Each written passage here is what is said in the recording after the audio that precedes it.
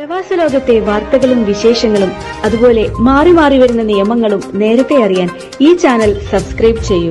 അടുത്തുള്ള bell icon enable ചെയ്യാൻ മറക്കേണ്ട. Oman വാർത്തകളിലേക്ക് സ്വാഗതം. ഇന്ന് 2024 ഡിസംബർ 28 ശനി. പ്രധാന വാർത്തകൾ. വടക്കൻ ഷർക്കിയ ഗവർണറേറ്റിലെ വാദി ബനി ഖാലിദിൽ പൈതൃക വിനോദസഞ്ചാര മന്ത്രാലയം സംഘടിപ്പിക്കുന്ന മൗണ്ടൻ ഹൈക്കിംഗ് പരിപാടി ആരംഭിച്ചു. 2 ദിവസത്തെ ഹൈക്കിങ്ങിൽ രാജ്യത്തുടനീളമുള്ള വിവിധ ഗവർണറേറ്റുകളിൽ നിന്നും പ്രദേശങ്ങളിൽ നിന്നുമായി 150-ലധികം ആളുകളാണ് പങ്കെടുക്കുന്നത്. വാദി ബനി ഖാലിദിലെ പ്രകൃതി രമണീയമായ തടാകത്തിൽ നിന്നാണ് യാത്രയുടെ ആദ്യ ദിനം ആരംഭിച്ചത്. അൽ സഫഹ്, അൽ സഫ, അൽ മുഅസം, ഹൈൽ അൽ നഖ എന്നിവയുൾപ്പെടെ നിരവധി ഗ്രാമങ്ങളിലൂടെ 20 കിലോമീറ്റർ ദൂരം താണ്ടി പർവ്വത ഗ്രാമമായ യഹ്ലൂത്തിൽ ആണ് യാത്ര അവസാനിച്ചത്. 2ാം ദിവസം യാത്ര യഹ്ലൂത്ത് ഗ്രാമത്തിൽ നിന്ന് പുറപ്പെടുമെന്നും മന്ത്രാലയം അറിയിച്ചു. സുരക്ഷ വർദ്ധിപ്പിക്കുന്നതിനും എയർപോർട്ട് കാര്യക്ഷമത വർദ്ധിപ്പിക്കുന്നതിനുമായി ഇന്ത്യൻ അധികൃതർ ഹാൻഡ് ബാഗേജ് നിയന്ത്രണങ്ങൾ ഏർപ്പെടുത്തി. ബ്യൂറോ ഓഫ് സിവിൽ ഏവിയേഷൻ സെക്യൂരിറ്റിയും സെൻട്രൽ ഇൻഡസ്ട്രിയൽ സെക്യൂരിറ്റി ഫോഴ്സും പുതുതായി കൊണ്ടുപോകുന്ന ലഗേജുകളുടെ വലിപ്പത്തിലും ഭാരത്തിലും കർശനമായ നിയന്ത്രണങ്ങൾ ഏർപ്പെടുത്തിയിരിക്കുകയാണ്. ഇതേ തുടർന്ന് എയർലൈനുകൾ ബാഗേജ് നയങ്ങൾ അപ്ഡേറ്റ് ചെയ്തിട്ടുണ്ട്. ആഭ്യന്തര വിമാനങ്ങളിലോ അന്തർദേശീയ വിമാനങ്ങളിലോ യാത്രക്കാർക്ക് ഒരു ക്യാബിൻ ബാഗ് മാത്രമേ വിമാനത്തിൽ കൊണ്ടുപോകാൻ പാടുള്ളൂ. അധിക ലഗേജ് ഉണ്ടെങ്കിൽ ചെക്ക് ഇൻ ചെയ്യണം. Economy and premium economy class യാത്രക്കാർക്ക് 7 കിലോ വരെയുള്ള ഒരു ബാഗ് അനുവദിക്കും. ബിസിനസ് ആൻഡ് ഫസ്റ്റ് ക്ലാസ് യാത്രക്കാർക്ക് 10 കിലോ വരെയുള്ള ഒരു ബാഗുമാണ് അനുവദിക്കുക. പെട്ടിയുടെ ഉയരം 55 സെന്റിമീറ്റർ 21.6 ഇഞ്ചും നീളം 40 സെന്റിമീറ്റർ 15.7 ഇഞ്ചും വീതി 20 സെന്റിമീറ്റർ 7.8 ഇഞ്ചും കൂടരുത്. 2024 മെയ് 4 മുമ്പെടുത്ത ടിക്കറ്റിൽ യാത്ര ചെയ്യുന്നവർക്ക് ഇക്കണോമി 8 കിലോ വരെയും പ്രീമിയം ഇക്കണോമിയിൽ 10 കിലോ വരെയും business and first class 12 kilo വരെയും അനുവദിക്കും. ഈ തീയതിക്ക് മുമ്പ് നടത്തിയ മാറ്റമില്ലാത്ത ബുക്കിങ്ങുകൾക്ക് മാത്രമേ ഇളവ് ബാധകമാകൂ. ഇതനുസരിച്ച് ഇൻഡിഗോ, എയർ ഇന്ത്യ തുടങ്ങിയ വിമാന കമ്പനികൾ പുതിയ നിയന്ത്രണങ്ങൾ അനുസൃതമായി തങ്ങളുടെ ലഗേജ് നയങ്ങൾ പരിഷ്കരിച്ചിട്ടുണ്ട്. വിമാനയാത്രക്കാരിലെ വർധന പ്രത്യേകിച്ച് ഇന്ത്യയിൽ വിമാനത്താവളങ്ങളിലെ തിരക്ക് വർദ്ധിക്കാനും സുരക്ഷാ ചെക്ക് പോസ്റ്റുകളിലെ കാലതാമസത്തിനും കാരണമായിട്ടുണ്ട്. ക്യാബിൻ ബാഗേജ് പരിമിതപ്പെടുത്തുന്നതിലൂടെ ബോർഡിംഗ് പ്രക്രിയ വേഗത്തിലാക്കാനും സുരക്ഷാ പരിശോധന കാലതാമസം കുറയ്ക്കുകയും തുടങ്ങിയവയാണ് അധികൃതർ ലക്ഷ്യമിടുന്നത്. ഒമാനിലെ ഇന്ത്യൻ സ്കൂൾ ഭരണസമിതിയിലേക്കുള്ള തിരഞ്ഞെടുപ്പിന് ഇനി 20 നാൾ. തിരഞ്ഞെടുപ്പ് ദിവസങ്ങൾ അടുത്തതോടെ സ്ഥാനാർത്ഥികളുടെ പ്രചരണ പ്രവർത്തനങ്ങൾ സജീവമായി. 9 സ്ഥാനാർത്ഥികളാണ് നേരത്തെ പത്രിക സമർപ്പിച്ചിരുന്നത്. ഇതിൽ ഒരാൾ ഇതിനകം പത്രിക പിൻവലിച്ചതായാണ് വിവരം. എന്നാൽ ജനുവരി 2 ഉച്ചയ്ക്ക് 1 മണി വരെയാണ് നാമനിർദ്ദേശ പത്രിക പിൻവലിക്കാനുള്ള അവസാന സമയം. പത്രിക സമർപ്പിച്ച സ്ഥാനാർത്ഥികൾക്ക് ഇവ സ്വീകരിച്ചത് സംബന്ധിച്ച് തിരഞ്ഞെടുപ്പ് കമ്മീഷനിൽ നിന്ന് വിവരങ്ങൾ ലഭ്യമായി തുടങ്ങിയിട്ടുണ്ട്. പത്രിക സമർപ്പിച്ചതിന് പിന്നാലെ സ്ഥാനാർത്ഥികളുടെ പ്രചരണ പ്രവർത്തനങ്ങളും മറ്റും വ്യത്യസ്ത രീതികളിൽ പുരോഗമിക്കുകയാണ്. 5125 രക്ഷിതാക്കൾക്കാണ് ഇത്തവണ വോട്ടവകാശമുള്ളത്. വോട്ടർമാരെ കണ്ട് വോട്ടുറപ്പിക്കുന്ന പ്രവർത്തനങ്ങളിൽ സജീവമാണ് സ്ഥാനാർത്ഥികൾ. ജനുവരി 3 സ്ഥാനാർത്ഥികളുടെ അന്തിമ പട്ടിക തിരഞ്ഞെടുപ്പ് കമ്മീഷൻ ഔദ്യോഗികമായി പുറത്തുവിടുക. ജനുവരി 18 ആണ് തിരഞ്ഞെടുപ്പ്. തിരഞ്ഞെടുപ്പ് ദിവസം തന്നെ വൈകിട്ട് ഫലവും പ്രഖ്യാപിക്കും. റീകൗണ്ടിംഗ് ആവശ്യപ്പെടുന്ന സ്ഥാനാർത്ഥികൾ 19 തന്നെ അപേക്ഷ സമർപ്പിക്കണം. 22 തിരഞ്ഞെടുപ്പിൽ വിജയിച്ചവരുടെ പട്ടിക ചെയർമാന് കൈമാറുമെന്നും ഇലക്ഷൻ കമ്മീഷൻ അറിയിച്ചു. നിലവിലെ തിരഞ്ഞെടുക്കപ്പെട്ട അംഗങ്ങളിൽ 4 പേർ മത്സര രംഗത്തുണ്ട്. ഇവർക്ക് പുറമെ 4 പുതുമുഖങ്ങളും പത്രിക സമർപ്പിച്ചവരിലുണ്ട്. സ്ഥാനാർത്ഥികളുടെ പ്രചരണങ്ങൾക്കും കർശന നിയന്ത്രണങ്ങളുണ്ട്.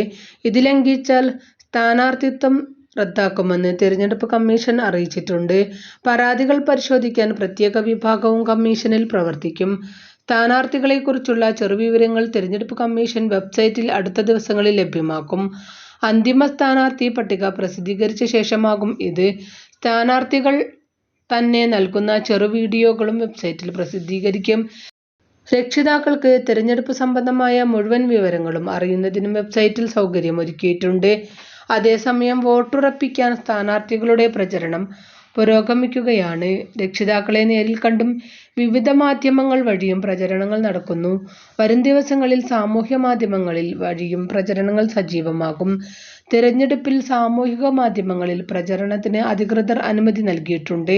ഇതുപ്രകാരം വാട്സ്ആപ്പ്, ഫേസ്ബുക്ക്, ട്വിറ്റർ തുടങ്ങിയ സാമൂഹിക മാധ്യമങ്ങൾ വഴി സ്ഥാനാർത്ഥികൾക്ക് പ്രചരണം നടത്താനാകും.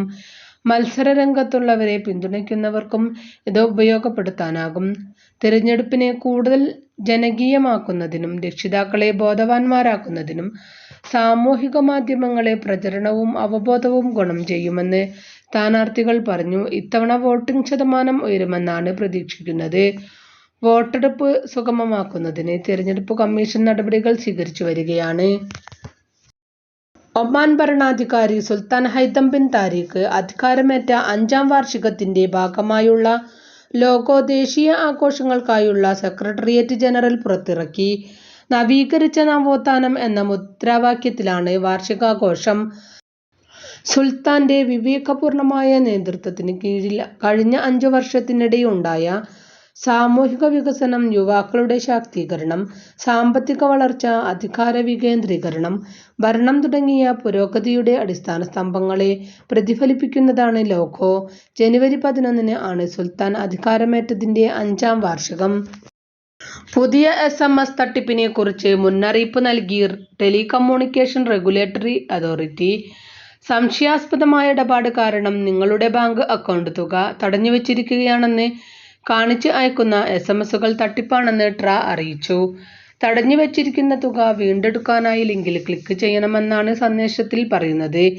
എന്നാൽ ഇങ്ങനെ ക്ലിക്ക് ചെയ്യുന്നതിലൂടെ ഉപയോക്താക്കളെ വ്യക്തിഗത ബാങ്കിംഗ് വിവരങ്ങൾ ചോർത്താനാണ് തട്ടിപ്പു സംഘം ശ്രമിക്കുന്നത്. ലിങ്കിൽ ക്ലിക്ക് ചെയ്താൽ അക്കൗണ്ടിൽ നിന്ന് പണം പോകാനുള്ള സാധ്യതയും കൂടുതലാണ്. തുക തടഞ്ഞുവച്ചിരിക്കുകയാണെന്ന് കാണിച്ചുള്ള SMS-ൽ പരിഭ്രാന്തരാകരുതെന്നും ജാഗ്രത പാലിക്കണമെന്നും അധികൃതർ വ്യക്തമാക്കി. സംശയാസ്പദമായ സന്ദേശങ്ങളിലെ ലിങ്കുകളിൽ ക്ലിക്ക് ചെയ്യുകയോ നിങ്ങളുടെ ബാങ്ക് വിവരങ്ങൾ പങ്കിടുകയോ ചെയ്യരുത്. ഇത്തരമൊരു സന്ദേശം ലഭിക്കുകയാണെങ്കിൽ അത് യാഥാർത്ഥ്യമാണോയെന്ന് പരിശോധിക്കാൻ ഉടൻ തന്നെ നിങ്ങളുടെ ബാങ്കുമായി ബന്ധപ്പെടണം.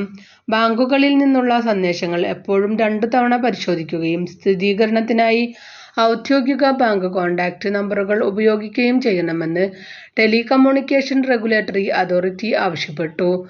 കൊറിയർ കമ്പനികളുടെയും ഒമാൻ പോസ്റ്റിന്റെയും പേരിൽ ലഭിക്കുന്ന വ്യാജ SMS-കളെ കുറിച്ചും അധികൃതർ അടുത്തിടെ മുന്നറിയിപ്പ് നൽകിയിരുന്നു. ഇത്തരം സന്ദേശങ്ങൾ തട്ടിപ്പു സംഘങ്ങളിൽ നിന്നുള്ളതാണെന്നും SMS-ൽ ലഭിക്കുന്ന ലിങ്കുകളിൽ ക്ലിക്ക് ചെയ്യരുതെന്നും ബാങ്ക് അധികൃതർ ഉണർത്തി. നിങ്ങൾക്ക് ഒരു കൊറിയർ ഉണ്ടെന്നും നൽകിയിരിക്കുന്ന വിലാസം തെറ്റായിരുന്നതിനാൽ ഡെലിവർ ചെയ്യാൻ സാധിക്കുന്നില്ലെന്നും കൃത്യമായ വിലാസം നൽകുകയും ഡെലിവറി ഫീസ് അടയ്ക്കുകയും ചെയ്താൽ കൊറിയർ ലഭിക്കുമെന്നാണ് ഇത്തരം SMS-കളിൽ നൽകിയിരിക്കുന്നത്. എന്നാൽ പണം നഷ്ടമാകുന്നതിനപ്പുറം ഇത്തരം ലിങ്കുകളിൽ ക്ലിക്ക് ചെയ്താൽ ആളുകളുടെ അക്കൗണ്ട് ഹാക്ക് ചെയ്യപ്പെടാനും സാധ്യതയുണ്ട്. അതേസമയം വ്യക്തിഗത bank account, debit, credit card വിവരങ്ങൾ ആവശ്യപ്പെടുന്ന ഫോൺ കോളുകളും മെസ്സേജുകളും ശ്രദ്ധിക്കണമെന്ന് റോയൽ ഒമാൻ പോലീസും ഒമാൻ സെൻട്രൽ ബാങ്കും തുടർച്ചയായി മുന്നറിയിപ്പ് നൽകുന്നുണ്ട്. രാജ്യത്തെ വിവിധ സർക്കാർ, സ്വകാര്യ ഏജൻസികൾ മുന്നറിയിപ്പുകൾ നൽകുന്നുണ്ടെങ്കിലും ബോധവൽക്കരണ പ്രചരണങ്ങൾ നടത്തുന്നുണ്ടെങ്കിലും ഇത്തരം സാമ്പത്തിക തട്ടിപ്പ് സംഭവങ്ങൾ തുടർച്ചയായി റിപ്പോർട്ട് ചെയ്യുന്നുണ്ട്. ബാങ്കുമായി ബന്ധപ്പെട്ട രഹസ്യ വിവരങ്ങൾ വെളിപ്പെടുത്തരുത്. അത് phone call, text message, social media എന്നിവയിലാണെങ്കിലും ശരി. ഇതു സംബന്ധിച്ച ബോധവും ജാഗ്രതയുമുണ്ടെങ്കിൽ ഒരിക്കലും തട്ടിപ്പുകളിൽ വീഴില്ലെന്നും അധികൃതർ ഉണർത്തുന്നു. തട്ടിപ്പു സംഘങ്ങൾ പുത്തൻ അടവുകളാണ് ഓരോ ഘട്ടങ്ങളിലും ഇരകളെ വീഴ്ത്താൻ ഉപയോഗിക്കുന്നത്. ജോലി വാഗ്ദാനം ചെയ്ത് ഓൺലൈനിലൂടെ പണം തട്ടുന്ന മറ്റൊരു രീതിക്കെതിരെയും മുന്നറിയിപ്പുമായി റോയൽ ഒമാൻ പോലീസ് എത്തിയിരുന്നു. പ്രതിദിന ശമ്പളത്തിൽ ജോലി വാഗ്ദാനം ചെയ്ത് ടെക്സ്റ്റ് സന്ദേശങ്ങൾ അയച്ചാണ് സംഘം തട്ടിപ്പ് നടത്തുന്നതെന്ന് ROP അറിയിച്ചിരുന്നു. വ്യക്തിഗത bank account, debit, credit card വിവരങ്ങൾ, OTP, വൺ ടൈം പാസ്വേഡ് തുടങ്ങിയവ ആവശ്യപ്പെടുന്ന ഫോണുകളെയും മെസ്സേജുകളെയും കുറിച്ച് ജാഗ്രത തുടരണമെന്ന് മേഖലയിലുള്ളവർ പറയുന്നത്.